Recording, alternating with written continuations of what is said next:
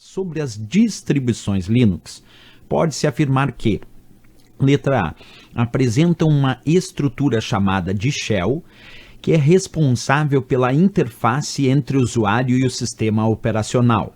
Letra B, o kernel é a parte responsável pela usabilidade do sistema. Letra C, não apresentam interface gráfica. Letra D, utilizam somente atribuições de software proprietário. E a letra E, o principal sistema de arquivos utilizado é o NTFS.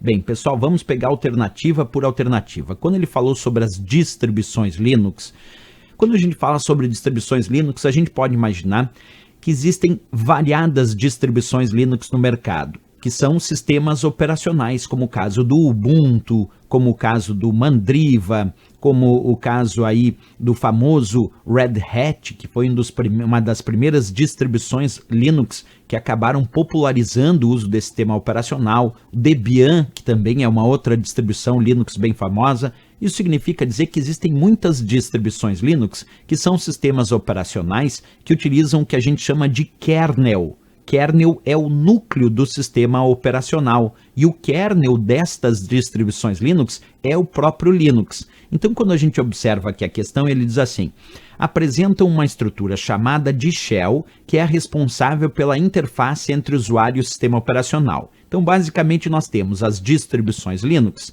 e nessas distribuições nós temos o kernel, o núcleo, que é o próprio Linux em si, mas nós temos também uma parte que forma a interface com o usuário, e essa nós chamamos de shell. Percebe? Kernel é o núcleo do sistema operacional e shell é a parte que forma a interface de comunicação entre o usuário e a máquina. Portanto, a resposta da letra A de América já é o gabarito, porque quando ele diz que as distribuições Linux apresentam uma estrutura chamada shell, sim, e essa parte shell, que é a concha, ela é a responsável pela interface entre o usuário e o sistema operacional? Perfeito, exatamente isso. Então a resposta da letra A de América já é o gabarito do sistema. Agora, se a gente pegar a letra B citava o kernel é a parte responsável pela usabilidade do sistema. Aí está errado, porque o kernel é a parte que forma o núcleo do sistema operacional. Então, repetindo, o kernel não é a parte que forma a interface, não é responsável pela usabilidade. Quem é responsável pela usabilidade é justamente a interface, é justamente o shell.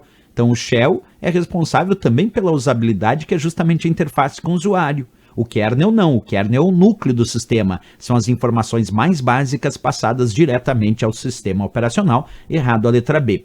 A letra C disse não apresentam interface gráfica, está errado.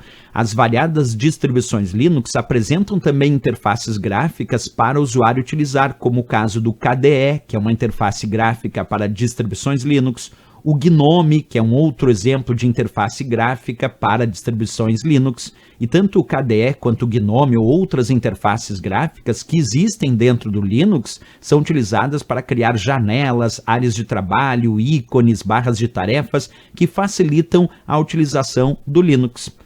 A letra D disse, utilizam somente atribuições de software proprietário. Errado. O Linux e as suas distribuições, eles recebem uma tarimba, nós chamamos de software livre, que é o contrário de software proprietário. Software livre é aquele que eu posso usar como desejar, que eu posso modificar de acordo com as minhas necessidades, que eu posso criar cópias, até mesmo redistribuir essas modificações para que toda a comunidade possa ter acesso às modificações que eu fiz.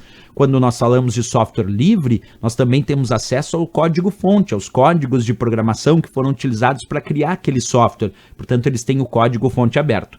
Quando o software é proprietário, que é o contrário de software livre, no software proprietário, como o caso do Windows, eu não tenho acesso aos códigos-fonte e eu não posso modificar de acordo com as minhas necessidades. Então, falando sobre distribuições Linux, que é o que o enunciado pediu, as atribuições são de software livre e não de software proprietário.